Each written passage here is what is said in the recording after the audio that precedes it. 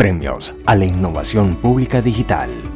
Índigo Más 2016.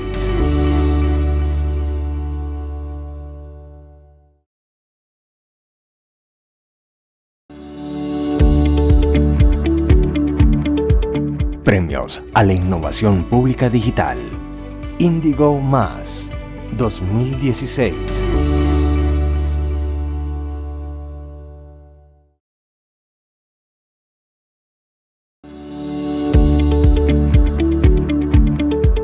Premios a la Innovación Pública Digital. Índigo Más 2016.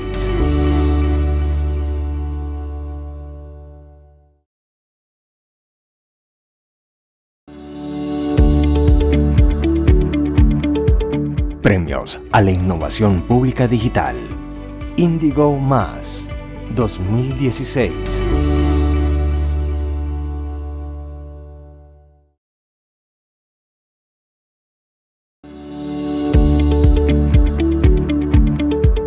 Premios a la Innovación Pública Digital.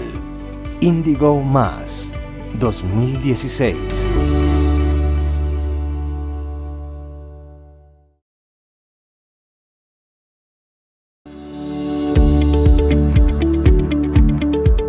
Premios a la Innovación Pública Digital.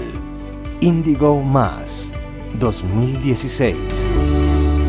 Y además que hayan tenido la oportunidad de asistir a las charlas, a los talleres y exposiciones relacionados con la experiencia de usuario e innovación. Y para cerrar estas charlas, estos 2 días de este importante evento, quiero darle la palabra al señor viceministro TI, el doctor Daniel Quintero, para que nos acompañe, por favor, aquí en el escenario. Un fuerte aplauso para él.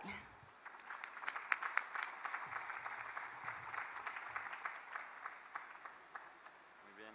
Bueno, muy buenas tardes a todos. De verdad, muchas gracias.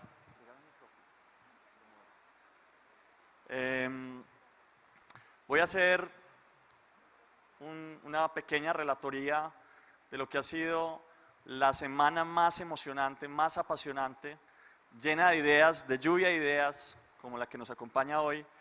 Pero micrófono, sí.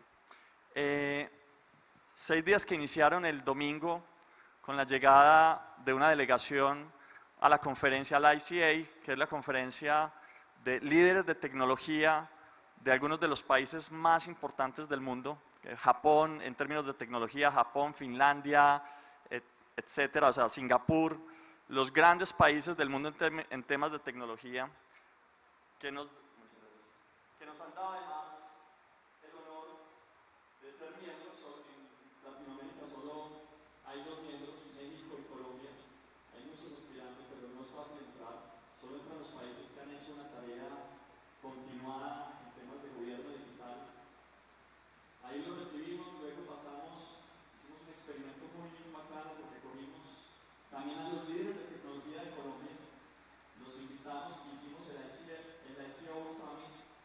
Lo hicimos de forma paralela, pero luego, el último día, los unimos a los dos grupos, los más tesos del mundo con los más tesos de Colombia, y salieron muchas cosas ahí interesantes. Luego dimos inicio al Experience, un espacio maravilloso lleno de conferencias retadoras, que es precisamente de lo que voy a hablar aquí. Este es un pequeño resumen recogiendo las palabras de lo que pasó en estas conferencias. Como ustedes vieron, había muchísimos escenarios, teníamos salones por allá, el orquideorama paralelo, el café fue maravilloso, la gente hablaba desde sus propias mesas. Fue una experiencia muy bacana, donde muchos compartieron ideas de lo que estaban haciendo. Y esto más o menos es lo que pasó en redes sociales. Entonces, 3.800 personas, además de las que tuvimos acá, que tuvimos 640 participantes acá. Tuvimos 3.800 personas en Facebook Live siguiendo lo que estaba pasando. Y esto sin duda es un avance con respecto a lo que había pasado en otros años. Bueno, aquí también lo tengo. 11 países nos acompañaron: Argentina, Chile, Salvador, España, Guatemala, Honduras, México, Inglaterra, Uruguay, Venezuela, los speakers fueron sensacionales, los comentarios en las redes maravillosos, la gente de verdad estaba siguiendo el evento, fuimos trending topic varias veces, muchos comentarios, muchos comentarios además positivos.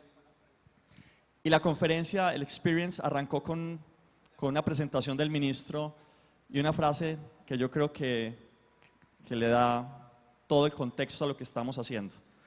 Tomemos decisiones pensando, dijo el ministro, en las próximas generaciones y no en las próximas elecciones.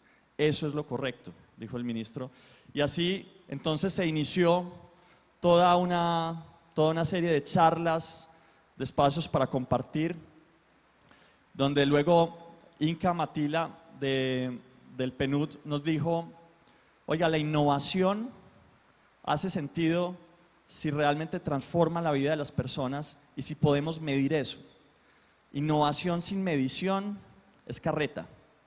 Entonces, puesta la vara en ese tamaño, el ministro diciéndonos, pensemos en la próxima generación o en las próximas generaciones, y Inka diciéndonos, y eso hay que medirlo, con eso iniciamos este foro de ideas, este conversatorio de ideas donde compartimos muchísimas. Y entonces Victoria Buren de Vico, un emprendimiento que incentiva el uso de las bicicletas, nos dijo que la innovación debe ser un proceso estratégico en nuestras organizaciones, debe estar en el ADN de las empresas.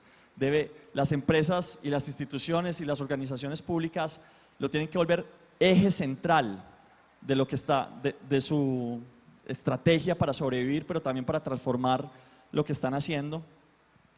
Y entonces Shlomo Abbas nos dijo, las organizaciones exponenciales promueven el mínimo control y maximizan la motivación a experimentar, que se conecta también algo con lo que había dicho el ministro en su charla inicial, y es hay que prototipar, hay que intentarlo, hay que arriesgarnos, y si fallamos en el intento, pues fallamos haciendo lo correcto. Y por eso también a las IAs hay que decirles, oiga, cuando se trata de innovación, hay que dar espacio al fracaso temporal, porque las caídas son el paso previo para tener el éxito que uno necesita.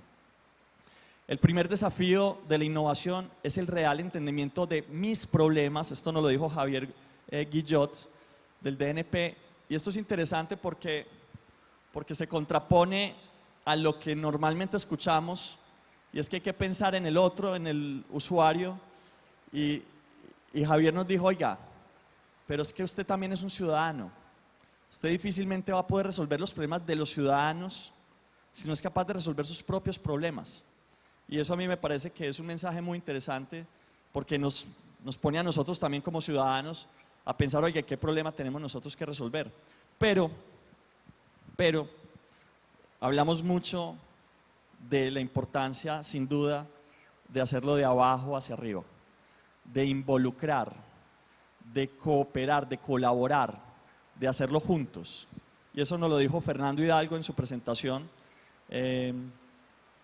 Luego, en ese mismo sentido, nos dijo Angélica Flechas, entender al usuario impacta la calidad del servicio, acercando a los usuarios y entregando una respuesta acerca de su necesidad.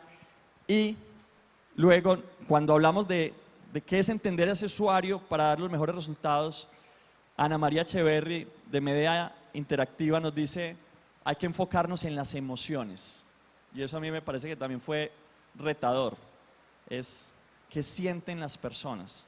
Y eso no es tan sencillo, y por eso es que innovar no es tan sencillo, es bastante complejo.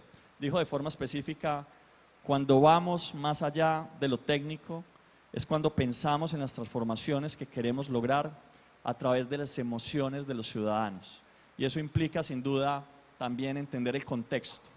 Entonces ya vimos el ciudadano, luego los conferencistas empezaron a hablar de contexto, porque no todo lo que funciona en un país funciona en otro. Y así nos lo dijo Miller Steven Aguirre, dijo lo siguiente, entender el contexto, ver necesidades que se puedan satisfacer, ayuda a mejorar los servicios con soluciones que hacen sencillo lo complejo. Entender el contexto, entender que lo que funciona en Estados Unidos no necesariamente va a funcionar acá, que nosotros tenemos que ver realmente qué es lo que está pasando en nuestros barrios, en nuestras localidades, en nuestras comunas, en nuestras ciudades. Y acá sí que hay ejemplos de emprendedores que han estado viendo el contexto y resolviendo problemas de forma local. Kat Drew nos dijo, si ustedes entienden todo esto, el paso siguiente es darse cuenta que lo van a tener que van a tener que prototipar una y otra vez, y muchas veces incluso van a tener que cambiar el reto o la pregunta que estaban resolviendo. Reformular tu reto. El reto que piensas que tienes que resolver nunca suele ser el reto que los usuarios tienen que resolver.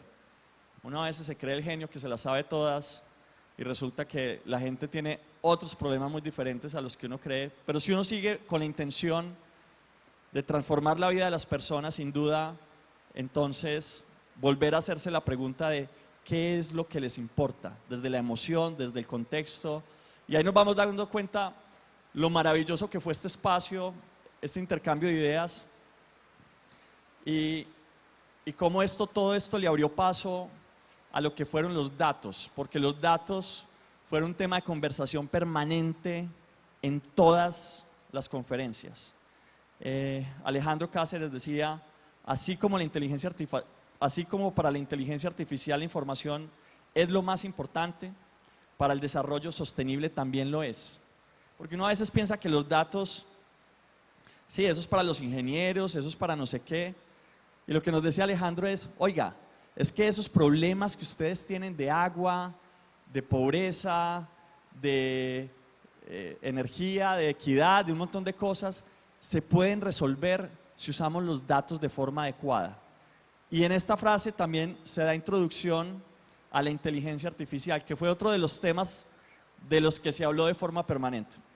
La inteligencia artificial dejó de ser algo del futuro y ahora es, voy a decir, del pasado. El futuro ya es otra cosa. Big Data, Internet de las Cosas, inteligencia artificial, ya lo está usando medio mundo, faltamos nosotros en algunos casos. Entonces ya no pensemos que eso lo vamos a hacer en el futuro, hay que hacerlo ya. Y para eso, sin duda, los datos son importantes. Carlos Úbeda dijo algo que también me pareció maravilloso, y es, los datos ya estaban ahí, no los habíamos visto. Nuestra misión es visibilizarlos, pero todo esto está lleno de datos, todo está lleno de datos. Los datos son un nuevo material, y cuando usted crea un nuevo material, todo lo que usted produce, todo se vuelve innovación. Pues los datos son el nuevo material, y cuando tenemos datos de esa atril y los tenemos en tiempo real, pues llega un innovador que coge esa información y hace algo maravilloso con eso. Entonces ahí la importancia de los datos y de empezar con Internet de las Cosas a visibilizarlos. Los datos son el principal combustible de la inteligencia artificial.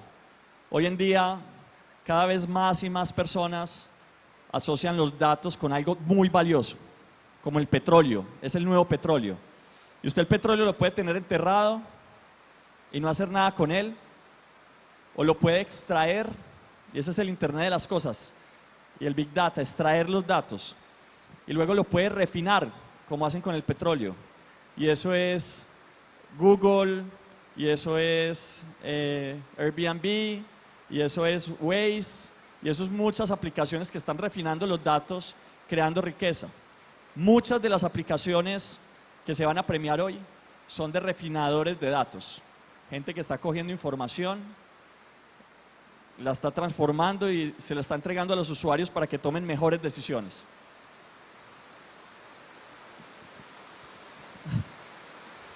Tremendo, ¿no? Bueno, y esto abrió un debate tremendo en relación a lo que viene para el mundo. La inteligencia artificial, todas estas nuevas tecnologías están retando incluso el significado mismo del ser humano. Y entonces Skinner Lane nos decía, ante ese riesgo que algunos amenazan, impresionante, no me deja escuchar ni a mí mismo, algunos están hablando de la posibilidad de pérdida de empleos por la inteligencia artificial. Y Skinner decía, ¿sabe qué? La inteligencia artificial está muy lejos de lograr superar el instinto del ser humano. Por eso debemos capacitar, enseñar a la gente para ser humanos y no para hacer malas computadoras. Diferenciar de forma clara. Pilar Torres nos decía también que hay otro reto y es el de la privacidad. Los datos siendo tan valiosos, siendo tan importantes, pues los ciudadanos quieren saber qué está pasando con sus datos. Cuando se transan de una entidad a otra entidad, ellos quieren saber que sus datos pasaron de esta entidad a esta entidad y para qué y por qué. Preguntas como ¿quién es el dueño de los datos? Son preguntas muy interesantes que salieron en la conferencia de Pilar Torres.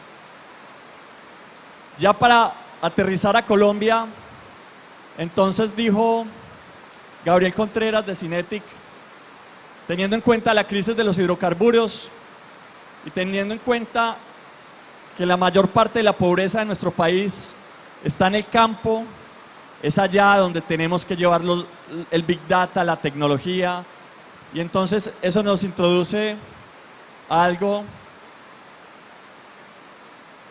que me parece que hace todo el sentido en este momento.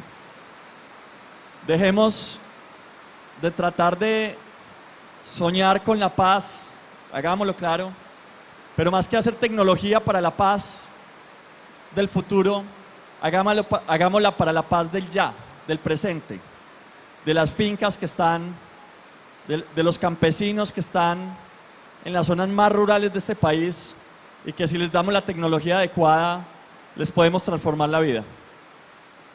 La mejor manera de predecir el futuro es inventándolo, es nuestro deber diseñarlo, es el deber de ustedes, es el deber de nosotros diseñarlo. Muchas gracias.